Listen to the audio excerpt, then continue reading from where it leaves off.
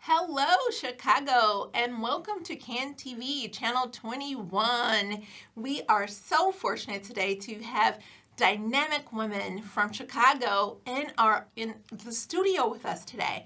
We are going to be sharing some good information. First of all, before I even start, just want to talk a little bit about Community Pulse and Foxglove Alliance. We are here as a public awareness channel in Chicago to promote and share healthcare concerns and healthcare awareness. Thank you for tuning in today, Chicago. You are in for a treat, a meaningful and just such an impactful show that we have. My name is Tacora Love. I am one of Community's Post rotating community co-hosts. I represent Hex Home Nurses for Humanities as well as the Academy of Medical Surgical Nursing, Chicago Chapter 317. Before I have these ladies introduce themselves, I just want to personally thank them so very much. I'm getting choked up already. As a nurse and as someone who had several people perish during the COVID-19 pandemic, I just want to express my gratitude so very much for the work that you guys are doing and the dedication to honor not only the frontline workers, but also people who perished during this. Taking time to honor, remember, and promote resilience, as always, for this. So, without further ado, I would like to introduce Sally Metzler and Courtney Avery. Welcome to Channel 21 Community Posts. If I will have you guys please just introduce yourselves to our lovely audience. I'm Dr. Sally Metzler, and I am the founder and the chair of the COVID-19 Monument. Love it. Hi, good morning. Thank you for having us. I'm Courtney Avery, and I'm a commission member for the COVID-19 Monument. Yes, so let's get started. Again, thank you for your time, your dedication, and just all the work that you have put in this to provide a place of peace, a place of solace, just a place that we can go. Chicago, I don't want to give it up. I don't want to give you all the clues just yet, so I'm going to hold off before I just even begin talking. But can you tell us what the Chicago COVID-19 Monument is and what inspired its creation? The COVID-19 Monument is a monumental, very imaginative public art sculpture, and it is being designed as a physical public art sculpture. Also, as a companion, we will have a virtual platform. The mission of the monument and the virtual platform is to honor all of the frontline workers. These frontline workers, as you mentioned, people such as you, Tacora, the nurses, the doctors, the Uber drivers, the grocery store clerks, the taxi drivers, the bus drivers, everyone that went out there and risked their life for all of us. Yes. Also, it is there to remember the now, unfortunately, over 7 million citizens around the world who perished. Make sure that we have a permanent space for them to honor and remember them, but also to celebrate our resilience and give us hope to mitigate any further pandemic. Oh. You know, as I mentioned before, as being a frontline worker, but also having someone to perish during that time, when we speak about like the COVID-19 pandemic, it transformed you. Like even when you talk about it, like you can remember exactly how you felt. You can close your eyes and envision like walking out of your door. No one's out there. Like nothing is moving. Downtown was completely empty. Except the Uber drivers, the bus drivers, people who did not have a choice but to keep the world going. So, again, all right. Where is the monument located? Where can people go? The monument is being built right now. So as far as the physical public art sculpture, that is it's a wonderful intersection between Damon, Ogden, and Polk Street. And that is where, so right now we're in construction. As far as the virtual platform, that is active now. It is active, Yes. and I have posted personally several memory gardens for family members and coworkers, and it is growing. You know, It is by growing. leaps and bounds. And Chicago, we will provide you with that website shortly so that you can go on and honor and remember your family members, your friends.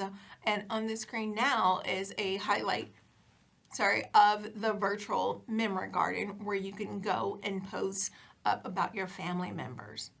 The great thing about the virtual garden is that it can be viewed worldwide.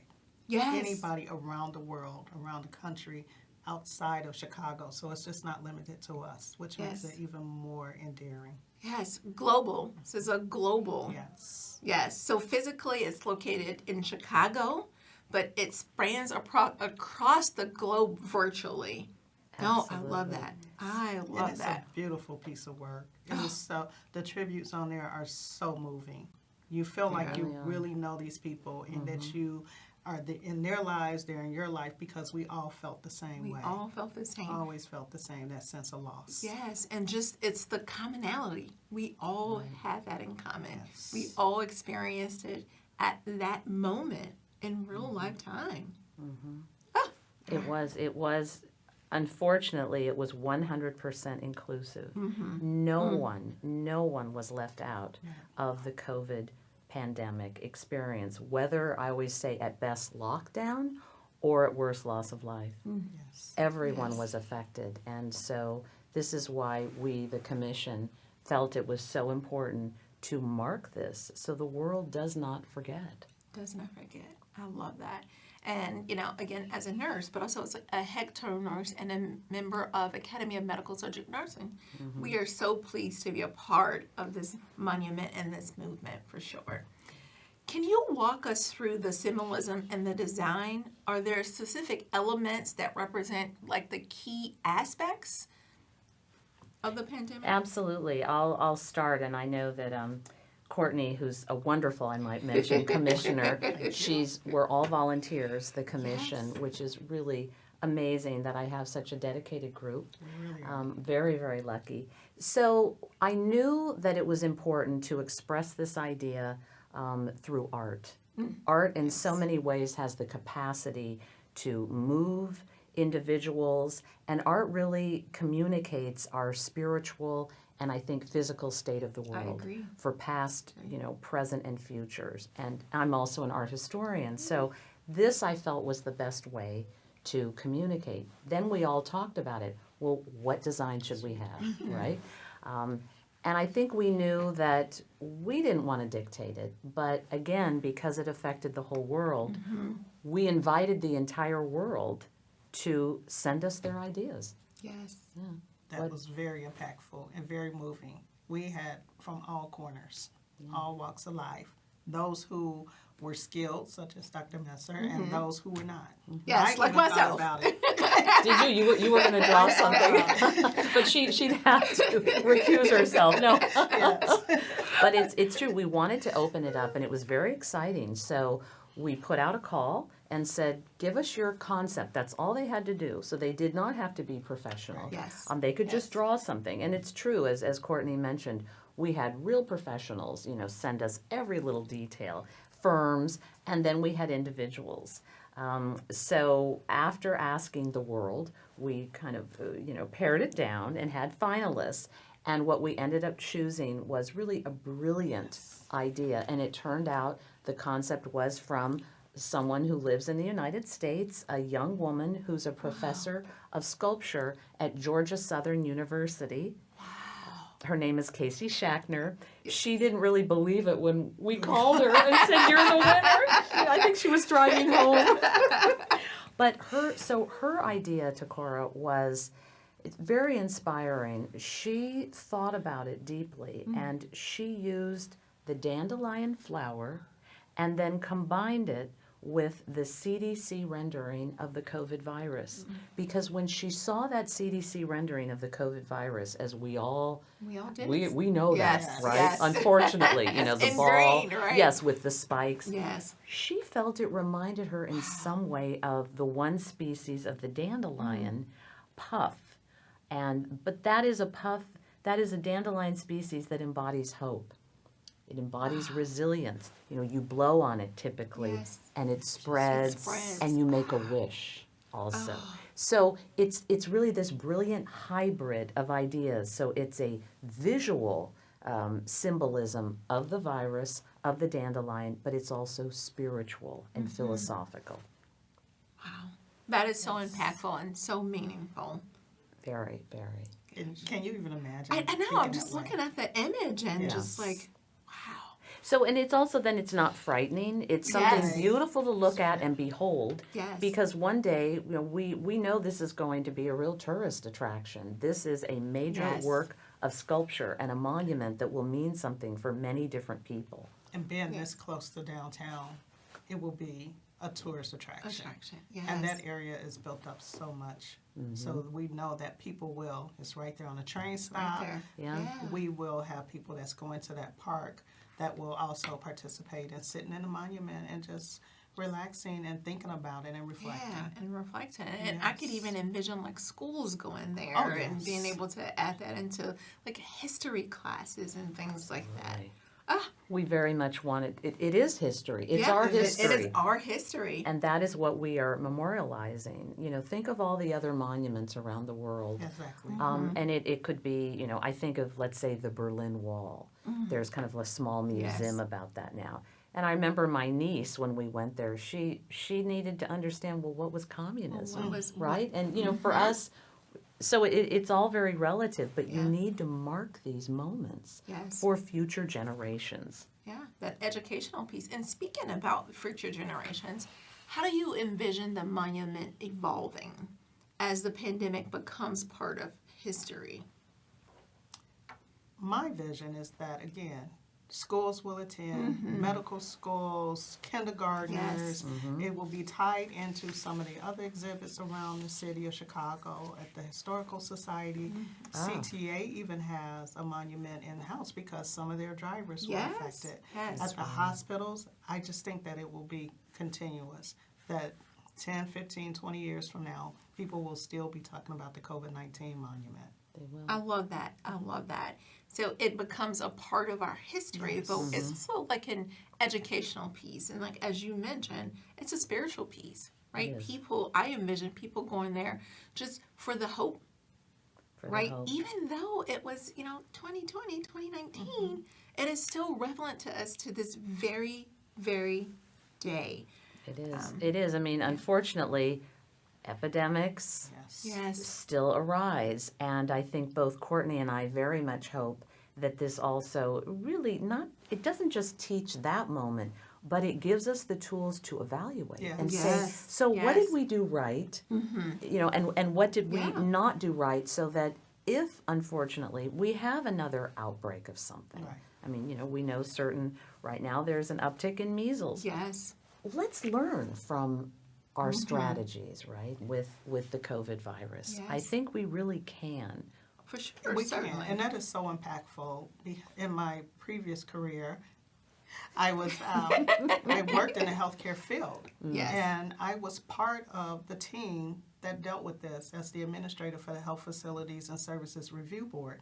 So I was receiving information in real time of those numbers, and I had nowhere to go with that. With that. Nowhere to Yep. go with the impact that was happening around, and that the city of Chicago was really in the midst of this from that first patient that was identified. And I think the garden, when I go and I look at some of the testimonies that people have put on the virtual garden, it takes me back there. It But then does. I think about the statue, the monument, and like, oh, if that was there, that's a place where you can go and sit and reflect, and you have the hope And you have the hope. that we have the survived this, Yeah. and we will survive it again. Yeah. Yeah. And that's that resilience piece that just Yes. keeps propelling us forward, right? Right. We know the reality that certainly it can happen again. But like as you mentioned, Dr. Metzler, being able to learn from that and mitigate those strategies so that we can face it head on again. Yeah, And we did it. know Yeah. what it would look like if we had to go back inside. Yes. Very yes. good. If Yes. we had to do that. And I was one of those persons that was on the Dan Ryan or driving through Chicago downtown and thinking this is so eerie. It's and so finding surreal. a parking spot. It's so surreal. It was so surreal. Yes. You know. It was, and it really does take us back, and it will be a fascinating experience when the monument is first unveiled Yes. and dedicated for So I'm people. so excited. excited about that day. Yes. I am too. Yes, Yes. for people to reflect on what did their life look like at that time, and where is their life now. I think many people did learn and bring something new in their life, True. especially So very about true. what really matters What in matters. life, Really right? matters. And it also, we speak about it, oh, that was pre-COVID. Oh, Yes. that was Yes. during That was COVID. Yes. turns. Isn't that Absolutely. fascinating? Post-COVID. Yeah. Absolutely. You know, so We do. It's a Yes. marker. Yes. It is a marker. It is such a marker, Historical, and I for wonder sure. how much longer it will be the marker. it will be. That's exactly I it. think so, Yeah. too. I think it'll resonate for a very, very long I- time. Which totally leads me agree. to my next question. Yeah. What does the monument mean to you personally? It makes me happy that we're doing this and that we're saying to us that have lost people that perish that they matter, that we are remembering. We're not hiding it like some historical issues are trying to be hidden and wiped out right now. This monument will say that our loved ones were here. They were sacrificed. I lost like 6 people. Oh my goodness. One that was near to me, of course, was my grandmother, who died alone in a nursing home because we couldn't We visit. could not visit. But we had good frontline workers in that facility that used their personal phones to FaceTime us Oh my so that we gosh. can say goodbye. Yeah. So that my aunt could say goodbye. And then we had to transport her, have her transported to Mississippi for her final resting place. And we literally left on a Thursday, arrived on a Friday, got to view her remains on Friday evening, buried her Saturday, got right back in the car and came back to Chicago. So just that personal experience, and my brooch today reminds me of her because my grandma was a brooch wearer. So I love thought it. I would try to do Yes. something to remember her. And it was just, it impacted our family because a lot of my cousins couldn't go. We didn't have, all we had was the FaceTime or live on Facebook The for stream. them to participate in the service. In the service. And we weren't able to like have that gathering Yeah. and that closures. Sometimes Yeah. I reflect back and say, oh yeah, we did. You know, Grandma Ruby is no longer with us. Durrell is no longer with us. I have one success story, and I won't say his name, but he had COVID, he had cancer, and now he is functioning on a double lung transplant. Can you imagine? And he was a frontline Yes. worker. He was a police officer at one of the universities, and he made it through. And we thought it was touch and go that we would lose him. Yes. Yeah, I had friends that worked at hospitals that didn't perish, but you can see the stress. Yes. Oh, yeah. It's the mental can- piece yes. that we continue to carry day in and Yes. day out. And to All of us. encourage for that help and to say, hey, just tell your story. Tell your Yes. story. Tell your Yeah. story. Let people know. And hopefully one day we'll get them back. Yeah. That they're back in and helping to take care of people. But right now it's very personal. It is- so it is this very means a lot. personal. When Sally, I'm like, I'm all in. Yes. I am all Yes. in. And I'm I so see your lucky. vision Yeah. and I'm all in and will do whatever I can to Yeah. make this a reality. Yeah, it's that honor. I remember, not even being able to visit with family. Yes. And then, Right, we yes, had we all of the couldn't, yes. Zooms and we had all of those things and, just that connection. I just want to mention that brooch. Like, I absolutely love it. It's beautiful. We carry our family members, our friends, our colleagues, we carry them in our heart, Yes. every single day. We can because of them. And it gives us just that strength and that hope to just keep going and keep doing these things that, like, you ladies are doing. For So, them. again, You're And I'm right, just for so them. amazed that my great nephews were young. And we have a Yes. picture of them standing in the window because I would go by and drop off a pizza. Yes. And they were Oh. at their paternal grandmother's Really? house. Yeah. And we would wave through the window and it's like put the pizza on the porch, put it on the Yep. bench, Yep. whatever we I would remember bring that. to bring that. I had another nephew that his milestone birthday happened during COVID. So The we drive-bys, delivered. Yes. celebrations. It was just, and how do you explain that to children? And that they were Yeah. so resilient. They Yes. were, and I heard many Unbelievable. children wore a mask without any issue. Without Yes. They were very Yes. obedient, unlike, Very as we were. know, Yes. adults had I know. some I more know. issues. But yes, the little Definitely. children. No, that's very true. But remembering those moments, it really was a very unusual, unprecedented was. time. You know, my father battled COVID, and we weren't able to see him because we didn't live in the same household. And I remember the first day that he was clear to come out and we were able to mingle, even still with our mask. I took a photo. That photo I put in black and white, and I entered it in several contests. Did you? And definitely it won. Ah! And it sits love to on see our yeah, definitely. It sits on our mantle. And again, it represents resilience. It Yes. represented hope. And honestly, it represents gratitude that he's still here, you know, for us. So definitely just grateful.